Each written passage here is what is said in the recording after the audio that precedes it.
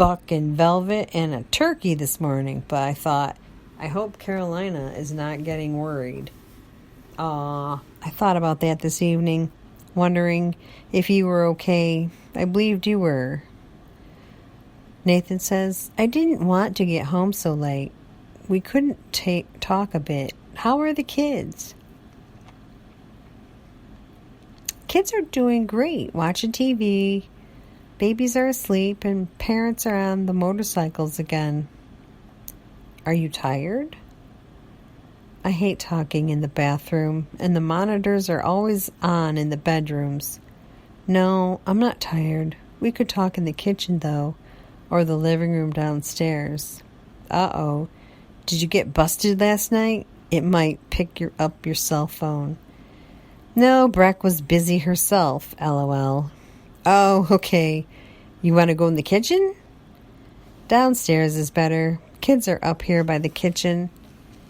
Okay, say when. Abby says, okay, now is good. Nathan says, okay, here I come. Abby picks up the ringing phone. They chat and go off to sleep while the computers are on. Nathan says, hi, honey, it's me again. I'm watching over you while you sleep. See, it's a new day. You'll be up too soon, but we'll nap later. Right now, you're just a beautiful angel laying there somewhere. And later, Abby says, hey, I'm online. Woohoo! Comcast has TV and internet for $52 a month. Nathan says, hi, honey. Are you in the clubhouse? Let's give it a try. If you can get rid of that life insurance, there's the cable right there. That way, I can work from there and we have a life together. Abby says, yes, I am in the house. Oddly enough, a new connection popped up on the couch. LOL. Excellent. How did the nails come out? Abby says, pretty nice. Toes, too. Nathan says, you're the best. Do I get any pics? Abby says, you can take care of me anytime, baby. No new ones yet. At 9:06 p.m., need a DVD player again. My other one bit the dust a few months ago. Nathan says, okay, I'll have to be patient. It won't be long, and I'll take care of you. We'll have to keep watching your cycle. Abby says, yeah. When is it due again? LOL. We'll schedule around that. And am I harping too much about the budget with you?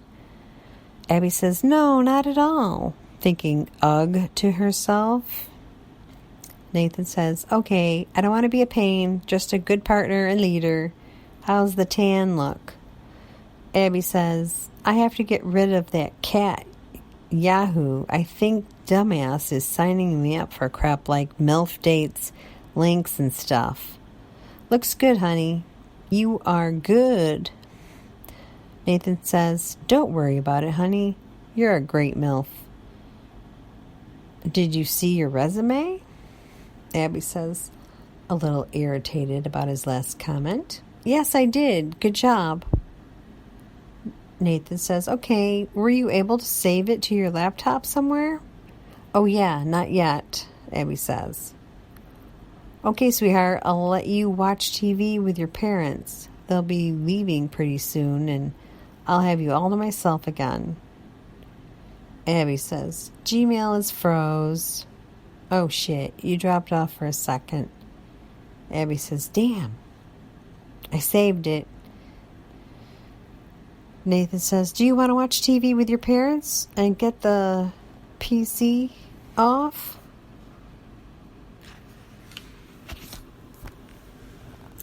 Not yet. Okay, then you're all mine still. I can't complain about that. I'm watching your picks go by, and the Giants are playing Cleveland. Giants are killing them. Abby says, you tired of being on the computer yet? Nope. Not when I have you. Can anybody see what you're typing? Abby says, no, but my ma is right next to me. She could if she looks. She's irritated because I'm texting.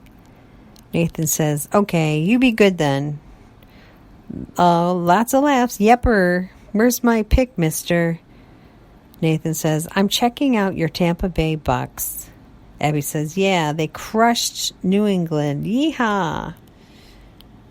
Nathan says, I've been tardy on that, haven't I? Got my hair cut too, so I look better.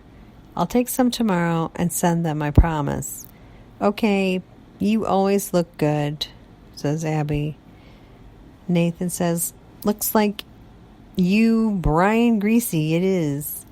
Aw, you are sweet. I'm getting sleepy now. Night, night. Night, honey. I'm getting sleepy. Okay, go to bed. I'll be here dreaming of you, says Nathan.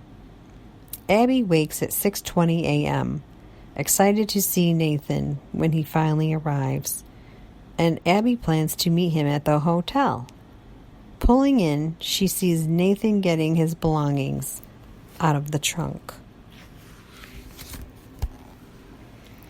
Nathan says, hey there, you. They hug and Abby sees all the stuff in his trunk. Rifle, wine, clothes. Abby says, hi, so glad you had a safe trip. Once in the hotel room, Nathan washes up and has his dorky glasses on. He immediately wants to start fooling around. Abby's feeling awkward since they didn't even start having dates to really get to know each other. Nathan says, trying to get Abby into his mode, is everything okay? You don't seem like you're interested. Abby, really trying to make a connection, says, I'm okay. They kiss a little, and Abby feels like there is no emotional bond. Next morning, they have breakfast in the hotel. Sitting at the table, feeling awkward, waiting for Nathan to finish getting ready after his morning swim to take advantage of all the hotel benefits. Nathan says, sorry it took so long. Let's take a drive afterward. They see the sights of the city, Lynchburg, the beautiful Blue Ridge Mountains, and all the new houses going up in Forest. Nathan says, hey, look there. There's an open house. Let's go in. Okay, I've always wanted to see the view from one of these homes. The house was open, and they go in. Nobody else is in the home yet. Wow, Abby says, look at the view from this bedroom, and the bathroom is so huge. Nathan says, yeah, this place must cost a mint. So you think the boys ever want to stay with their dad more? Abby heard that inner voice say, really?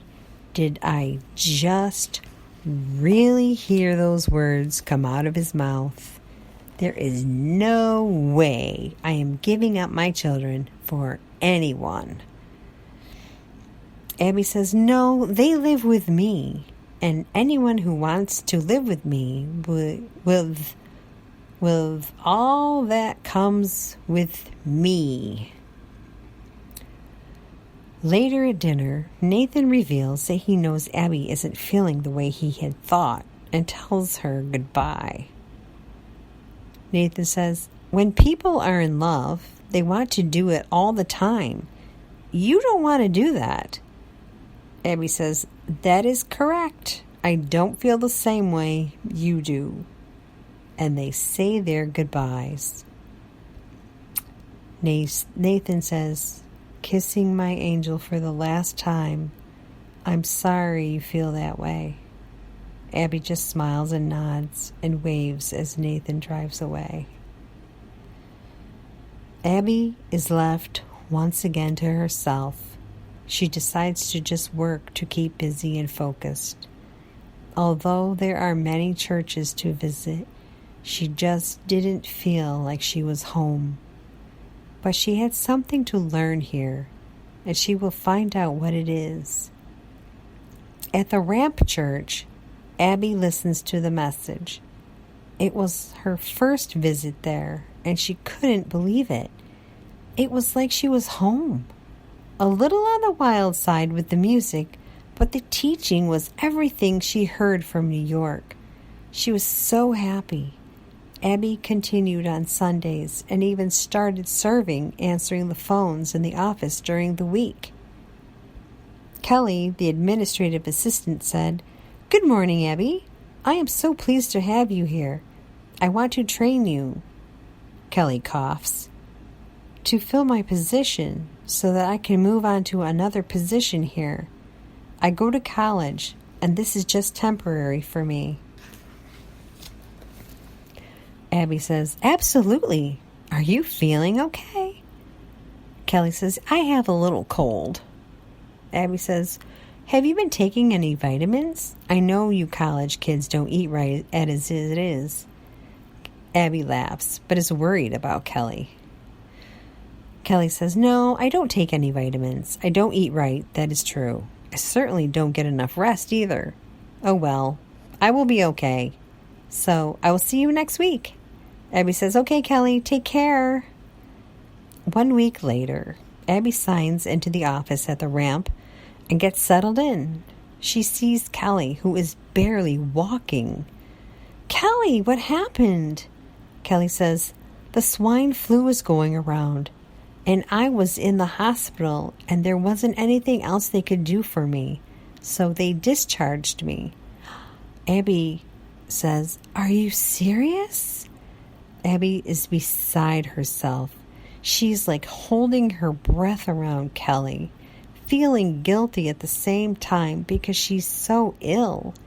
She's looking for sanitizer, but there isn't any. Abby says, "I am so sorry. If you need anything, just let me know. I'll be at the desk." Abby leaves after her shift is over, and she can't wait to get home. She runs into the shower, crying and feeling so guilty for washing herself. Compassion had overwhelmed her for Kelly, and she prayed she would have full recovery. Kids come home from school with the news about the swine flu. Jared says, "There's a boy in my class who is coughing so much, Mom, and he has been sick for a long time." Abby says, "Oh no, that poor child. We will pray for him. And since tomorrow is Friday, you will not be going to school tomorrow." The boys say, "Yay, no school." Next morning, the school calls regarding the absence of the boys. Abby says, "Hello." And Forest Elementary says, "Hello, this is Forest Elementary. Nurse's office calling in regards to the absence of your sons." "Oh, yes. They have a doctor's appointment. It's a well checkup, an appointment they've had." The boys are like, "Ooh, Mom lied. It must be important," looking scared. Abby sees on the news how people are killing themselves over this virus by reacting out of fear that has been filtered through the media. If there is anything she's learned from moving to Virginia, it is that her faith doesn't come from anyone but inside herself.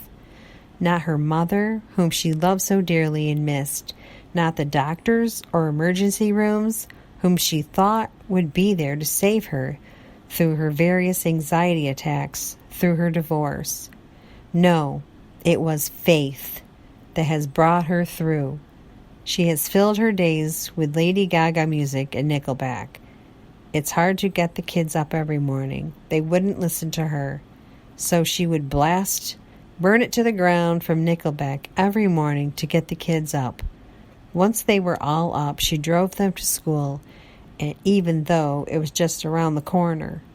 Once home, she would walk around the track and pray for direction. She was indeed walking by faith at this point. And one day on Facebook, she sees this man who states he's in a relationship but has nothing on his profile about a woman or a picture.